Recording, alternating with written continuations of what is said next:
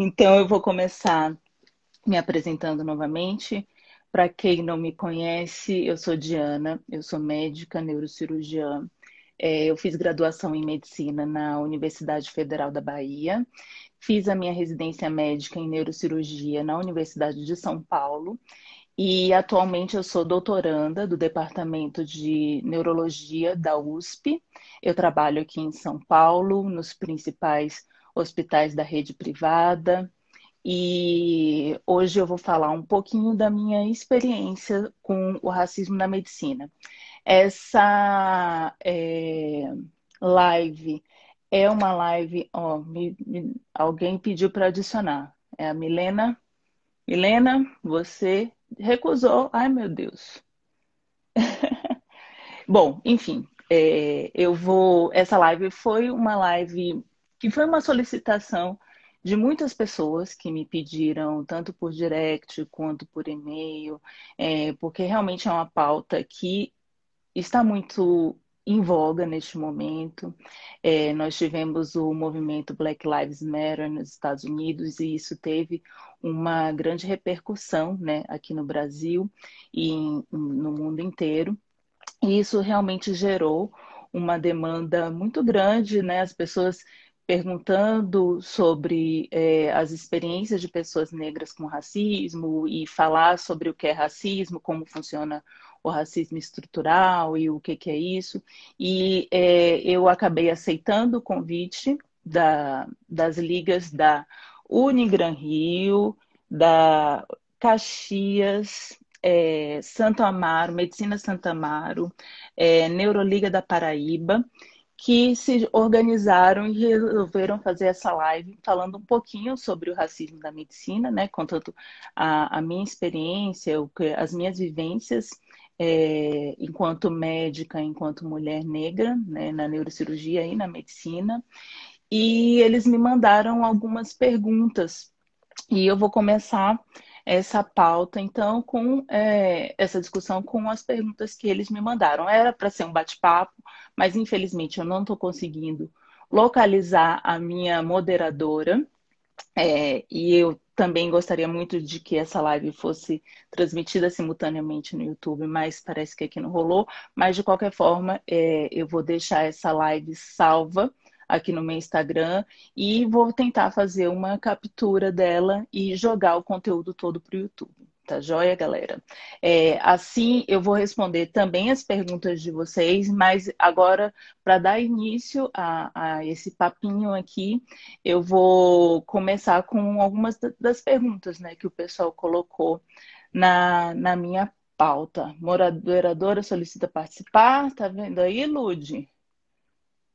Solicita um monte de gente aqui dizendo que não pode participar, ó. Mas eu vou começar com as minhas perguntas. Bom, a primeira pergunta que eles me mandaram foi o seguinte: inicialmente no ambiente acadêmico, você acredita que tenha muito preconceito, poucos professores negros, pouca representatividade? Bom, o que eu acho inicialmente em relação a essa pergunta é que, na verdade, preconceito no ambiente acadêmico não é bem a palavra certa para a gente tá colocando aí nessa questão. Eu acho que o que acontece mesmo é um racismo estrutural, que se alguém já ouviu, né, essa expressão sendo usada ao longo das últimas semanas, né? Sempre foi, já tem muito tempo que essa expressão existe, mas nas últimas semanas isso foi colocado bastante em destaque.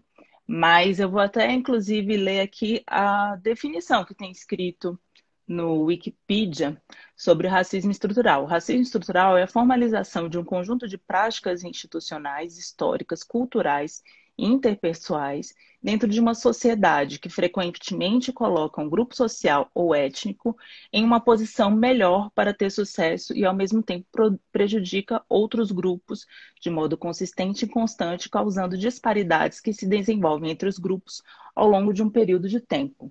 Ou seja, isso é uma coisa que já existe há centenas de anos e é uma coisa que está envolvida, todo o processo, toda a nossa sociedade está envolvida nesse processo.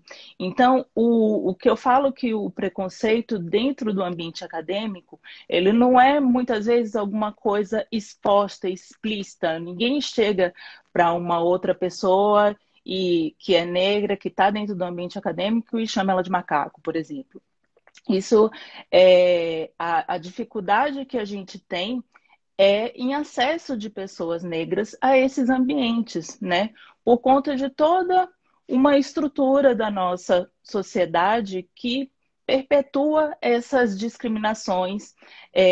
Por exemplo, se a gente for numa sala de aula de uma faculdade de medicina e olhar não só para os estudantes, né, de medicina, dificilmente você vai encontrar muitos estudantes negros, né? Na minha experiência pessoal, como estudante de medicina na Faculdade de Medicina da Universidade Federal da Bahia, que é a capital negra do Brasil, que mais de 70% da população se declara como preta ou parda, na minha sala da faculdade, eu acho que menos de 10% dos alunos eram negros.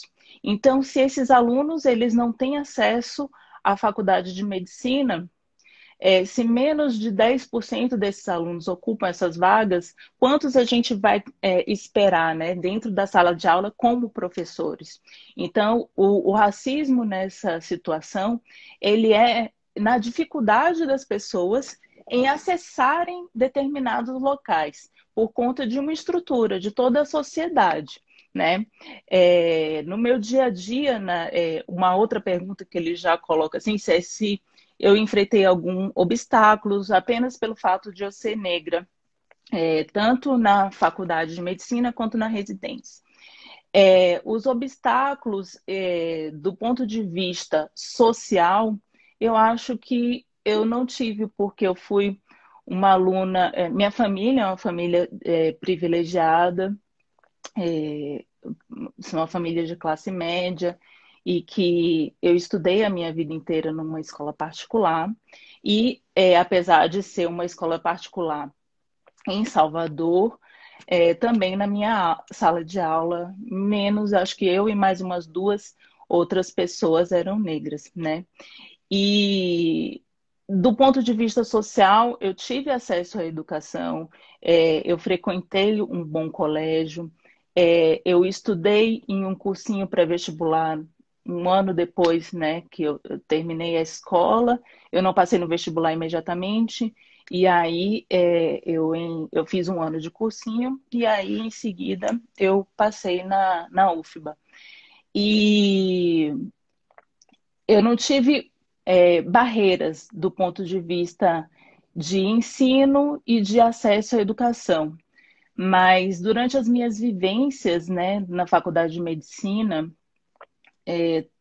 no nosso dia a dia, a gente percebia que, apesar de estarmos num lugar que, teoricamente, se 70% daquela população dali, daquela cidade, é considerada negra, no mínimo, metade daquela sala de aula tinha que ser frequentada por alunos negros. E isso não era realmente a nossa realidade. Então, o obstáculo, ele não foi meu pessoal, mas pessoas como eu, que se assemelham comigo, tanto pelo tom de pele, pelo tipo de cabelo, tipo de nariz, por conta de uma estrutura de uma sociedade, elas não conseguem estar naquele lugar. Eu faço parte de vários grupos, né, de médicas negras e de estudantes de medicina negras que que contam os seus relatos diariamente, né? E eu vejo que, apesar de eu não ter tido esses problemas durante a minha graduação, nem na minha faculdade, nem na minha residência, eu vejo que todos os dias eu recebo as mesmas histórias contadas nesses grupos que eu faço parte. São histórias de pessoas que são barradas na porta do hospital porque não, a pessoa que está na portaria não acha que aquela pessoa pode ser um estudante de medicina. são pessoas que sofrem críticas de professores. Eu lembro de uma história que é muito marcante para mim, de uma amiga até da UFBA, que ela é negra, retinta, e ela estava numa aula, acho que na época de propedêutico, enfim, estava tendo uma aula junto, no hospital, junto com um preceptor e com residentes e outros estudantes, né, do internato. E o professor virou para ela e perguntou: o que é que você está fazendo aqui? Ela falou: eu estou assistindo a sua aula. Ele: sim, mas o que é que você está fazendo aqui? Você é estudante de medicina? Tipo, questionando a menina, ele não conseguia enxergar que aquela menina negra que estava ali naquele grupo assistindo aquela aula também pudesse ser uma estudante de medicina. Então, essas são as barreiras que a gente tem no nosso dia a dia. Dificilmente, lógico que acontecem relatos, né, também de racismo explícito, mas o que a gente vê, a principal barreira que a gente encontra no nosso dia a dia é essa sensação de que as pessoas acham que a gente não deve estar naquele local, que a gente não pertence àquele ambiente. E eu acho que é isso que a gente está aqui para aparecer mesmo e para se mostrar e dizer que a gente existe e dar as mãos umas às outras, uns aos outros e colocarmos, né, para cima. E não só isso, né, a ampliar, né, o acesso à educação e colocar pessoas negras também em evidência. Isso é muito, muito importante. Eu vou aceitar aqui, Elude. Eu não quero ficar batendo papo sozinha. Lude, eu aceitei aí você, viu? Oi, amiga. Você tá conseguindo me ver? Não, Ô, Jesus, é sempre Ludmilla, horrível. Você tá me ouvindo? Lude, mas tô ouvindo e tá conectando aqui. Eu acho que daqui a pouco aparece sua imagem. Convidei uma amiga minha da faculdade, doutora Ludmilla, já que a gente não está tendo uma moderadora. Pois é, eu vim aqui para ser sua moderadora. Obrigada, amiga. Eu ótimo, que eu acho muito maluco esse negócio de eu falar comigo mesmo. Tá conectando você. Enquanto você ainda não conecta, eu vou começar a responder as perguntas. Tem muitas perguntas, graças a Deus, está todo mundo Tem, amiga, interagindo tem umas bastante. perguntas bem interessantes que Uhum, eu estava aqui, até de pessoas que me perguntam, né? A gente uhum, conviveu durante 6 anos uhum. na faculdade. Ai, cadê você, amor? Cadê tu, Lude? Ah, agora a Unigran Rio me chamou. Vamos ver se dá certo. Cadê, Lude? Cadê a Unigran Rio? Bom, vou começar a falar aqui então das pessoas que estão postando. A Larissa Souto-Maior está me perguntando sobre a minha experiência quanto ao racismo no exterior. Foi diferente aqui no Brasil. Lá nos Estados Unidos, eles. Ai, pelo amor de Deus, você chegou, gente. Eu já estava aqui passando vergonha. Eu não sou muito boa com esses meios assim. De... Tá vendo, Andréia? Oi, Pessoal, tá tá indo? vendo? Para mim, tá. Eu também tô. Então, pronto. Então, agora você vai se apresentar e apresentar o que que a gente está fazendo aqui. Eu já respondi as duas primeiras perguntas e aí depois você vai seguir com o resto. Rapidamente, porque a Tá. gente já está com quase meia hora de live. Eu sou Beatriz, vice-presidente da Liga Acadêmica de Neurologia e Neurocirurgia da Unigran Rio Caxias, e a gente, junto com o Centro Acadêmico de Medicina do Ingá, a Liga Acadêmica de Neuroanatomia e Neurologia e Neurocirurgia da Paraíba e da Universidade de Santa Amaro, a gente primeiramente quer agradecer pela senhora ter sido tão solícita e aceitar conversar com a gente na live de hoje. E eu acho que a escolha, principalmente do tema, nos meios atuais que a gente está vivendo, é importante, porque o racismo sempre se fez presente em toda a história e também na medicina, sendo velado ou não.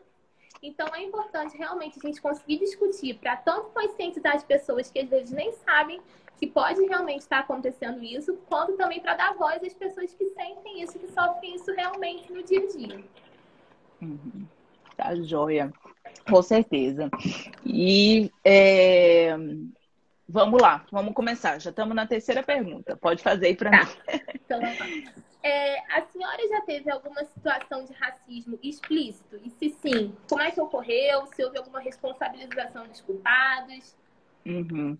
Infelizmente, eu já tive uma e foi um momento realmente muito triste, assim, de ter passado. Há alguns 2 anos, eu entrei numa chapa para concorrer a um cargo no Conselho Regional de Medicina de São Paulo, a ser uma das conselheiras. E durante o processo de eleitoral, né, em que a gente estava divulgando a nossa chapa, a gente fez uma arte em que estava a minha foto junto com a de outros amigos negros. E, infelizmente, as pessoas pegaram essa nossa foto e colocaram em um dos maiores grupos de médicos do Brasil, do Facebook, e fizeram um post racista com a nossa foto. E, infelizmente, durante esse período de repercussão, houveram centenas de comentários racistas nessa foto, inclusive com desenho de macaco. Foi muito, muito triste, muito pesado. Eu não fazia parte desse grupo na época, né, nesse grupo do Facebook, e eu fui avisada, né, por amigos meus que tinham visto isso e me avisaram que isso estava acontecendo e se disponibilizaram a me ajudar a denunciar o post. Felizmente, esse post foi derrubado. Na época, eu tirei prints, né? O pessoal da comissão eleitoral, que eu estava participando da chapa também, junto com os advogados, me ajudou. E fizeram lá o boletim de ocorrência eletrônico, mas eu estava grávida de gêmeos e realmente não foi um momento que eu tive forças para ir atrás, sabe? Eu acabei deixando isso de lado. É, eu consegui derrubar o post e isso não ficou, né, gravado na memória da internet, graças a Deus, mas ficou gravado aqui na minha memória. Quantas pessoas podem, em determinados momentos, serem maldosas com uma coisa que não era para existir, não era para acontecer nunca na vida de ninguém, né? Então, foi um momento que realmente foi o único momento assim que eu digo que ficou marcado na minha memória, mas de todos os restos, as outras coisas que acontecem, né, no nosso dia a dia, no nosso cotidiano, são muito implícitos, né? Explícitos mesmo. Comigo, o único caso que aconteceu foi esse, infelizmente, mas que foi horrível, mas passou e tá para lá. Mas os culpados foram responsabilizados ou não? Foi. Não. Infelizmente, eu preferi deixar quieto.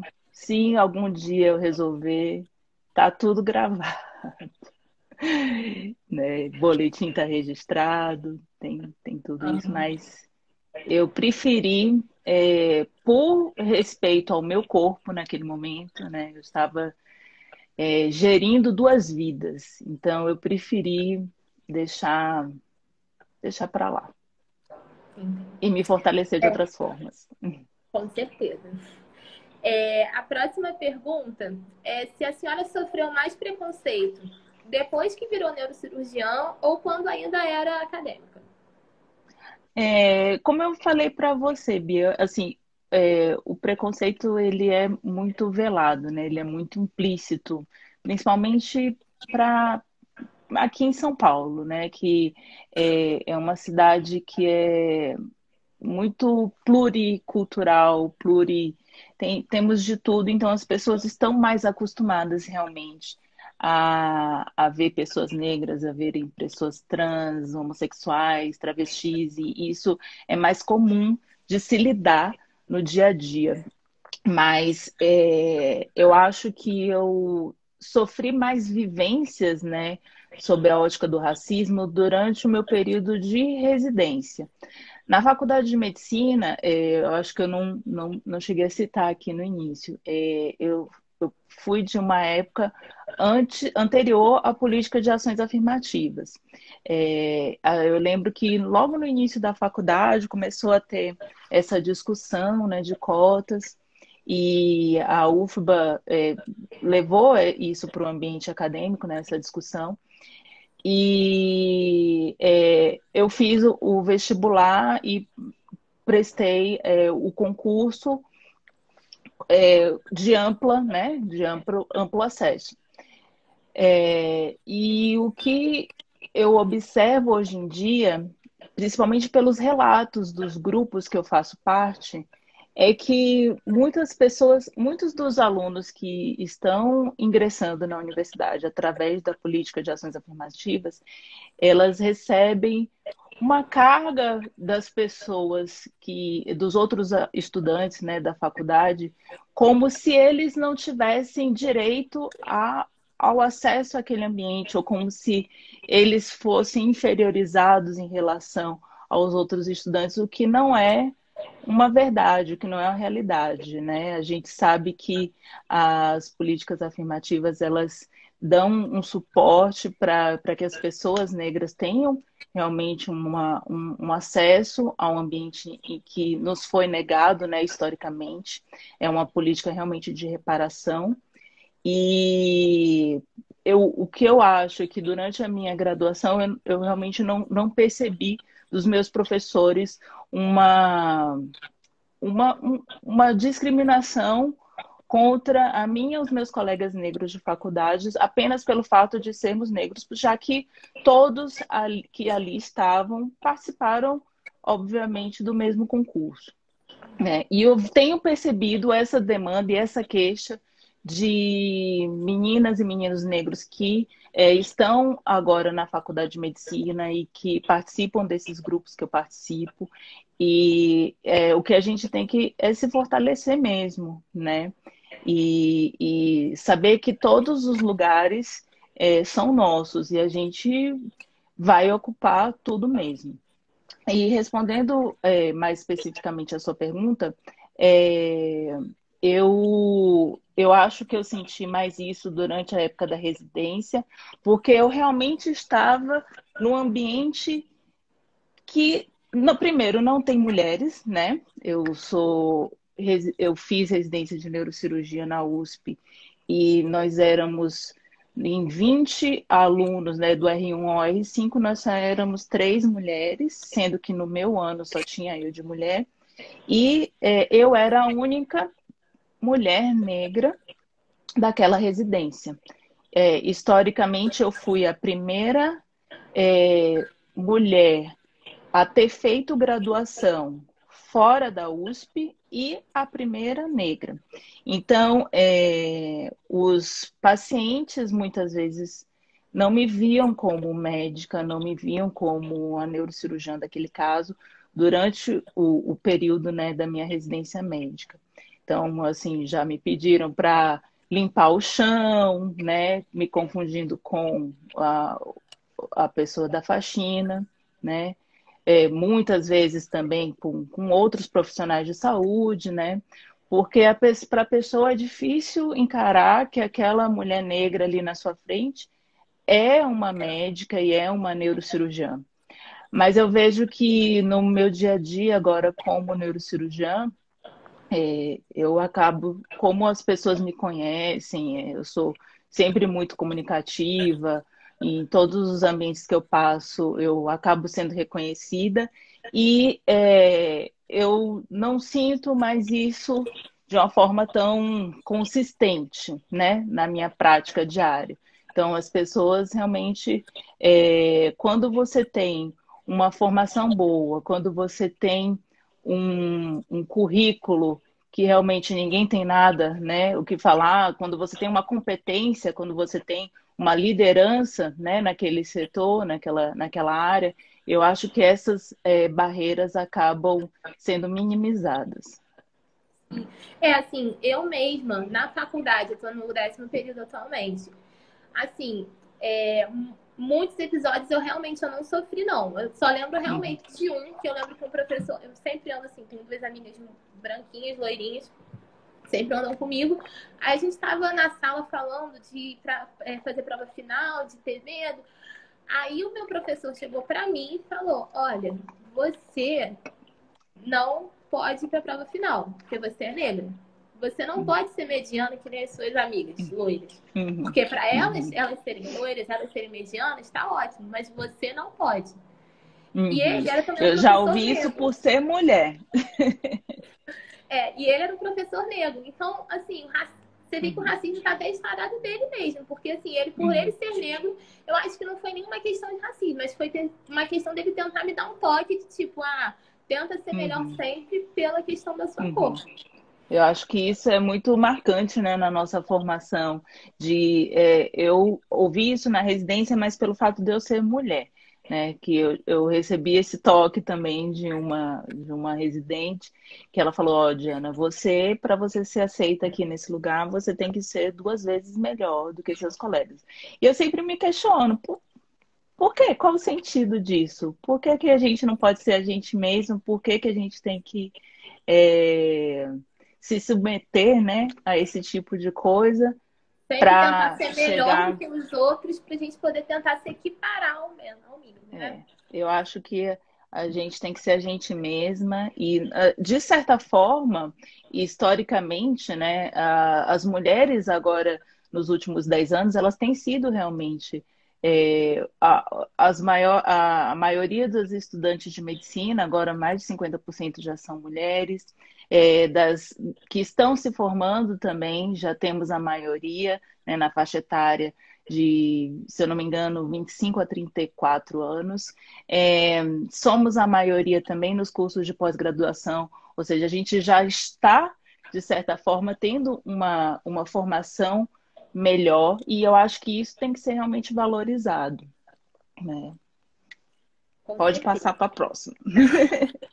Em relação à entrevista durante as provas de residência, a senhora sentiu que atrapalhou alguma coisa? A senhora ser negra?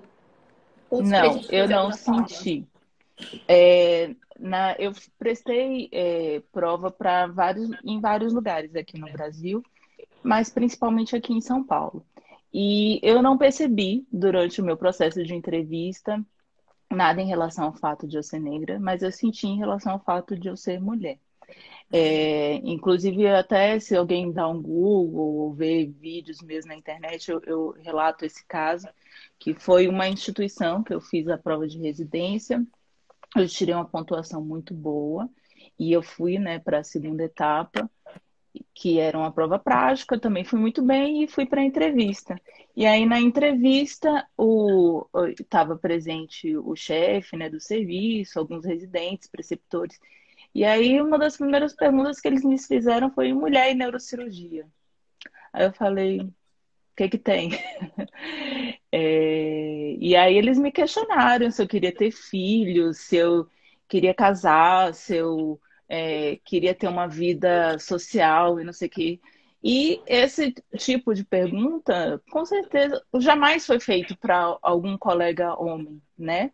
Então, por que que isso tem que ser questionado para uma mulher, mas para o homem, não? Para uma mulher querer ser neurocirurgiã é uma coisa que é uma barreira? Sinceramente, eu não acho. Eu tenho uma vida normal, mesmo sendo neurocirurgiã.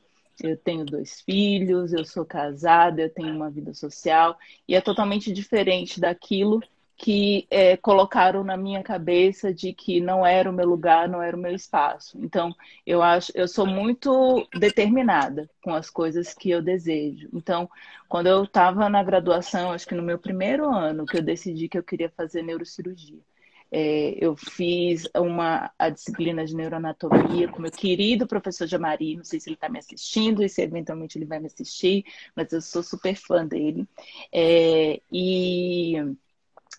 Eu decidi que eu queria fazer neurocirurgia no primeiro ano e pronto, eu queria e pronto. Eu não procurei saber se tinha mais mulher, eu não procurei se tinha preto, se tinha branco, se tinha chinês, japonês. Eu não procurei saber quanto é que ganhava. Eu sei que eu queria fazer e montei o meu currículo durante a minha graduação e estudei para chegar nesse objetivo que eu queria alcançar. Então, eu sempre fui uma pessoa assim, de ter um foco e de querer uma coisa e não levar em consideração a opinião alheia. E eu Então, a acho que senhora essa é não uma teve lição medo que eu queria dar para todas e A senhora não todos. teve medo da rejeição, então, em nenhum momento, assim, de ser negra, de conseguir conquistar algum espaço no mercado de trabalho, não teve medo, sim, em nenhum momento.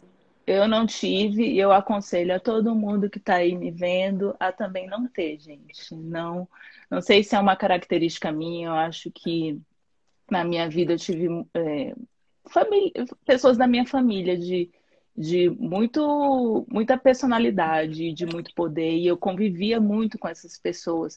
Eram pessoas que eram lideranças muito grandes nas áreas em que elas pertenciam, e eu tomava café da manhã, almoçava e conversava de igual para igual para essas pessoas. Então, eu tive uma base familiar realmente muito sólida, que me propiciou a ter essa determinação e não ter medo de julgamento, de outras pessoas, de hierarquia, de chefia. Então, eu sempre lidei com todas as pessoas durante a minha vida, de igual para igual. Eu nunca tive receio de ser julgada, nem de... Se eu fui ou não fui, fica com a pessoa, tá lá, eu vou continuar fazendo trabalho, eu vou continuar estudando, eu vou continuar me especializando e vou continuar botando aqui minha cara a tapa e fazer o que eu gosto, né? O que eu amo, o que eu acho que é o que eu tenho que fazer da minha vida. E realmente eu quero que as outras pessoas guardem o que elas quiserem para dentro delas, porque eu vou continuar fazendo o que eu quero. Em relação, assim, a paciente mesmo, você sofreu mais preconceito durante enquanto você estava na residência ou agora após, assim, você é a médica? É você que é a médica? Assim, eu sempre vejo muito isso, assim. A gente tenta se reafirmar, assim, sou eu. Eu aprendi uma manha no meu dia a dia que para evitar esse tipo de constrangimento, número um, eu sempre ando com um crachá, né, do hospital no bolso, que está lá escrito que eu sou médica. Número dois, eu sempre me apresento. Então, quando eu passo visita no hospital, que um paciente não é meu paciente, eu sempre que eu entro no quarto, eu me apresento. Olá, bom dia, boa tarde, eu sou a doutora Diana, eu sou médica, sou neurocirurgiã que estou acompanhando o seu caso. Então, isso daí já dá uma certa blindada, né? Então, é muito raro hoje em dia acontecer isso de um paciente depois dizer, ai, cadê a médica, não sei o quê. Então, lógico que ainda tem um escape, lógico que isso em algum momento vai acontecer, mas se você já se apresenta e se você já mostra que você é uma pessoa que está com um determinado poder naquele momento, você é o médico, você é o responsável pelo caso naquela situação, você é a autoridade, então você tem que expressar isso, né? É uma dica que eu dou. Mas eu acho que é isso. Respondi sua pergunta? Respondeu, tipo, principalmente assim, eu fico mais em mês assim, de estágio, às vezes eu tô atendendo para depois passar o caso pra professora, às vezes sempre tem, eu e mais uma amiga, uma do lado da outra.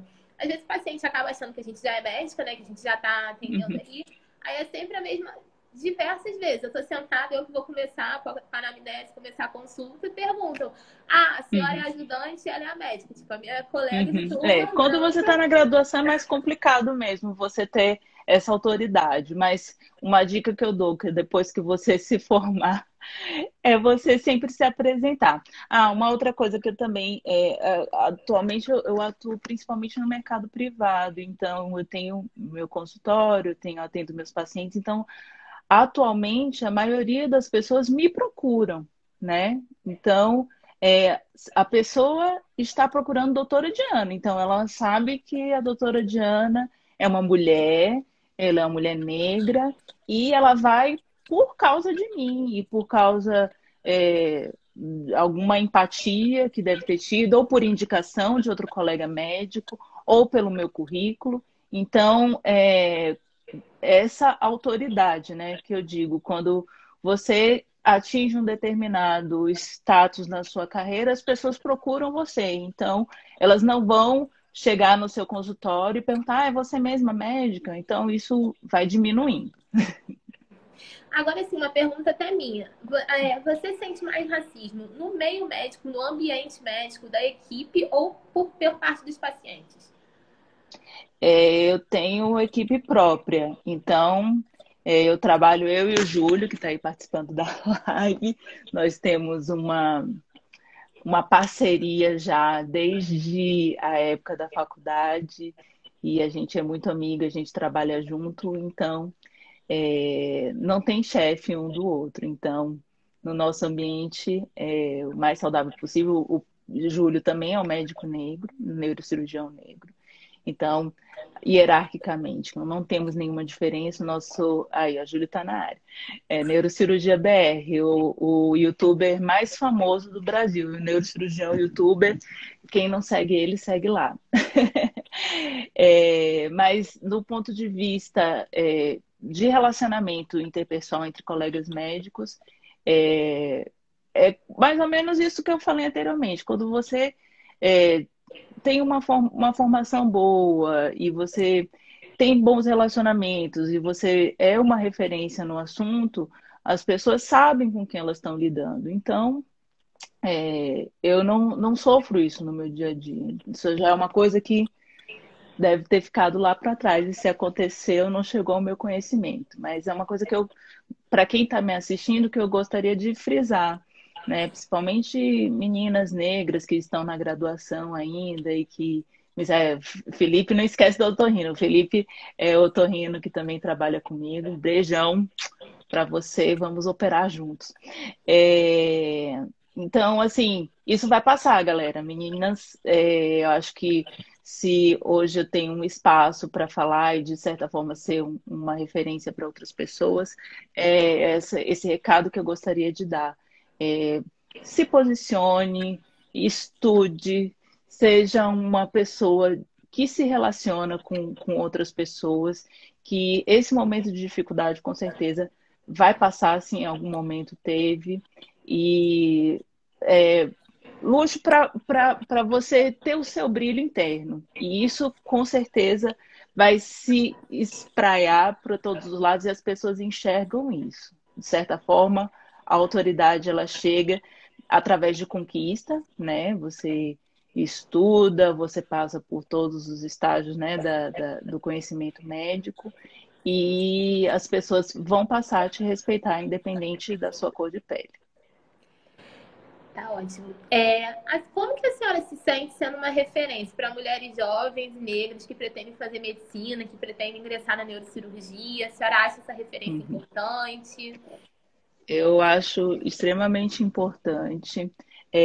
Na última semana, eu até tive uma surpresa muito grata, que a Flávia Ju, que é residente não sei se vocês conhecem, mas ela é uma médica, ela é residente de cirurgia plástica na UFB, e ela fez um post sugerindo médicos especialistas a adotarem alunos, né, da graduação, estudantes de medicina, no projeto Padrinho Med. E, para minha surpresa, no post que ela fez, assim, muitas e muitas e muitas mensagens de pessoas me pedindo para apadrinhar. E realmente, assim, eu sei da importância da minha voz, porque eu participo de grupos, né, de médicas, de neurocirurgiãs, de mulheres negras, e eu sinto que minha voz realmente tem algum alcance. E nesse momento em que várias meninas me marcaram, eu vi que realmente o trabalho que eu tenho feito tem sido, de certa forma, positivo. E eu amadrinhei, né, alguns estudantes. Infelizmente, eu já encerrei, galera. Já temos 12 afiliados. E eu encerrei por aqui, porque mais pessoas estão pedindo, mas realmente eu não dou conta de mais do que isso. E já tem sido, de certa forma, positiva. Várias meninas já estão aí participando daqui da live, que são minhas afiliadas, e estamos desenvolvendo projetos juntas. E eu acho que, de certa forma, isso vai inspirar não só a vida delas, como a ação delas vai ser um agente multiplicador, né? Para tudo o que eu estou fazendo. Então, isso é só um comecinho para a gente ganhar o mundo. Recentemente eu criei meu canal no YouTube, então segue lá, vou aproveitar aqui para fazer a divulgação. E é mais um espaço que eu vou estar colocando para mostrar o que eu tenho para mostrar aí no mundo. Bia, se você não se importa, eu acho que a gente tem que responder algumas perguntas aqui. Veja se tem alguma aí interessante do público. Deixa eu dar uma olhada. Eu vi aqui, deixa eu ir comentando. Ó. Bárbara é minha afilhada. A Isa também. Beijinho para todas. Neurocirurgia BR falando bastante. Iago, meu amigo, dizendo que eu estou dando orgulho para meus pais, te amo, amigo, saudades. Lude também, as duas Lude me dando audiência, amo vocês. E cadê pergunta? Vanessa, canal Hipocondria. Estou achando interessante essa perspectiva, porque, no geral, as pessoas esperam que tenha história de racismo e de algum sofrimento para compartilhar. Mas nem todas as histórias e trajetórias são iguais, exatamente, né? O meu objetivo principal aqui hoje não foi para falar das minhas dores, mas para falar que a gente tá aqui, ó, no caminhozinho da nossa curva em direção à ascensão. Então a gente tem histórias positivas para contar, a gente tem coisa boa. Nós não estamos aqui apenas para falar sobre racismo. Outra coisa que também eu acho bem importante frisar, se você tem um médico de referência que seja negro, não chama ele para falar apenas sobre racismo, né?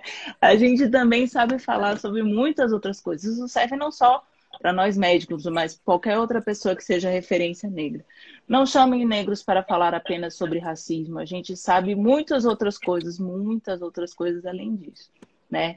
Então fica a dica aí para todo mundo. O que você achou aí, Bia, também aí de pergunta aí, de comentário? Olha, o Moisés estava perguntando sobre aquela situação que a senhora expôs da chapa que a senhora se candidatou, que se não acha que a falta de punição alimenta ainda mais esse tipo de ação.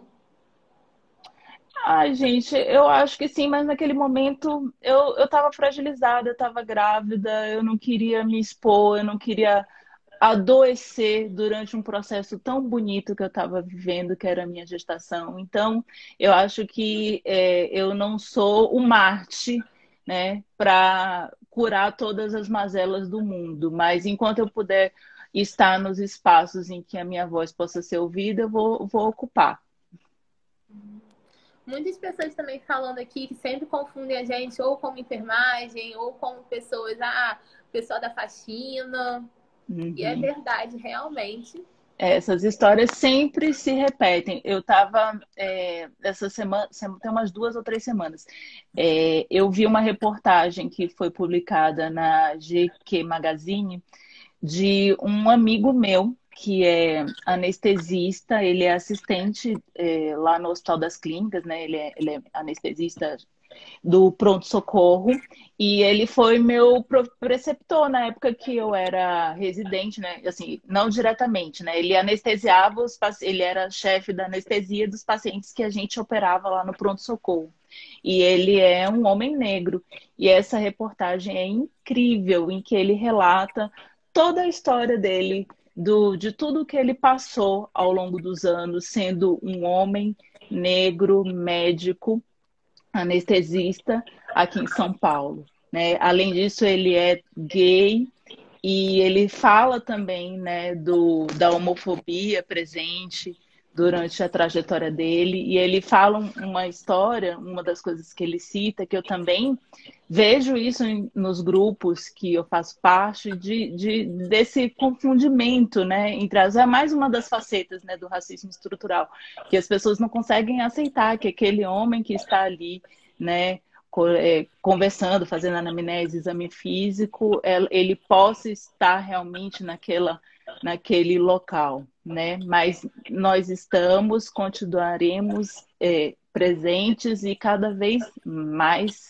estaremos nesses espaços. A Milena está perguntando aqui como rebater o racismo durante a graduação sem sofrer perseguição. Vale a pena o combate? Olha, eu não tenho muita experiência nisso, mas nós temos o coletivo Negrex, que é o coletivo de estudantes de medicina negros, que tem um grupo de apoio maravilhoso. Eles têm uma página do Instagram, que se vocês não seguem, vocês podem começar a seguir também.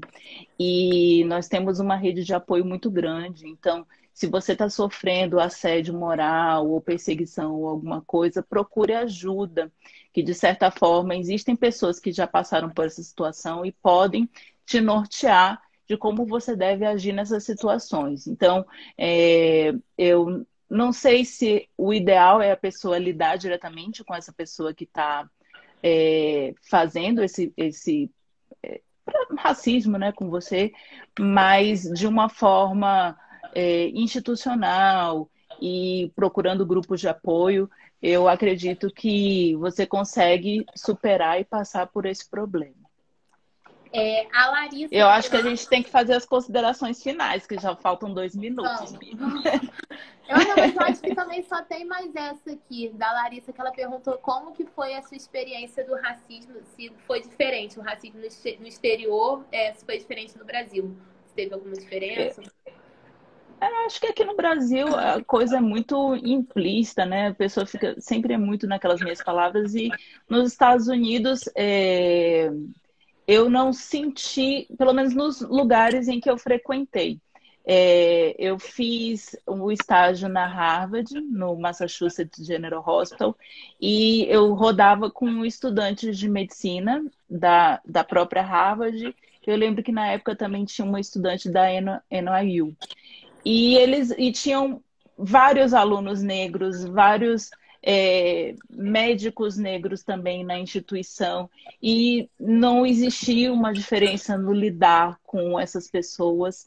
Quando eu fui para a UCLA também, eu fui super bem aceita pelo meu preceptor. Eu fiz cirurgia minimamente invasiva para base de crânio lá, e o meu preceptor me levou para casa dele, com a família dele, para fazer churrasco. E, assim, minha experiência foi muito positiva nos Estados Unidos. Eu não sofri na pele nenhum problema. E agora, nos 30 segundos restantes, eu gostaria de agradecer ao convite, à oportunidade. Peço desculpa a todos que participaram, que a gente teve esse problema inicial. Eu fiquei falando sozinha. Mas eu gostaria muito de agradecer a essa oportunidade, a organização, né, dos meninos da Liga Acadêmica da LAN, Unigran Rio, da LAN Caxias, da Neuroliga PB e deixa eu última aqui, da Faculdade Santa Amaro, e é isso. Agradeço muito a vocês terem tomado essa iniciativa. Eu acho que dar espaço e voz para pessoas negras durante a jornada, né, da Faculdade de Medicina é de extrema importância, já que quando a gente faz aquele teste do pescoço e vê que não tem pouquíssimos professores de medicina negros, né, se a gente tem a oportunidade de falar um pouco sobre as nossas vivências, falar um pouco sobre o racismo, nesses outros tipos de ambiente, eu acho totalmente válido. E fica também o recado que eu dei de que não chamem pessoas negras apenas para falar sobre racismo. Nós temos conhecimentos vastos em vários assuntos, em muitas outras coisas. A gente tem muita coisa para falar. Além do racismo, além das nossas vivências raciais. Então, eu acho que é isso. Agradeço a todo mundo que participou. Mais uma vez peço mil desculpas pelo problema que a gente teve no início, que eu fiquei falando sozinha. Eu não sei se eu falei um monte de besteira, mas enfim, eu acho que o recado principal que a gente queria dar, a gente deu. E acho que é isso. Muito obrigada, meus amigos que participaram. Lude, que tentou me salvar. Muito obrigada, amiga. Muito obrigada mesmo. E a Bia, muito obrigada. Você tem uma jornada maravilhosa pela frente. Não se deixe abater por qualquer crítica, por qualquer problema que você tenha durante o seu processo de formação. Tenha determinação, não só ela, como todo mundo que está aqui me assistindo. Confia no seu taco, galera. Estudem, tenham uma boa formação, sejam referências, e a voz de vocês está aí para ser escutada para todo mundo, né? Beijinho também para as minhas afilhadas e afilhado. E eu acho que é isso, gente. O YouTube não deu certo aqui a gravação, mas eu vou deixar a live salva aqui no meu IGTV. A primeira parte já tá salva e eu vou tentar fazer uma edição dela para jogar lá no YouTube, tá bom? Para quem não assistiu durante essa 1 hora, vai ficar lá no IGTV e depois eu vou migrar para YouTube. Vou deixar o meu jabá aqui também. Quem não se inscreveu no meu canal, por favor, se inscreva, dê seu like, ativa o sininho de notificação. Barra Didi Santana, tá bom, gente? Muito obrigada mesmo. Beijão, boa noite a todos.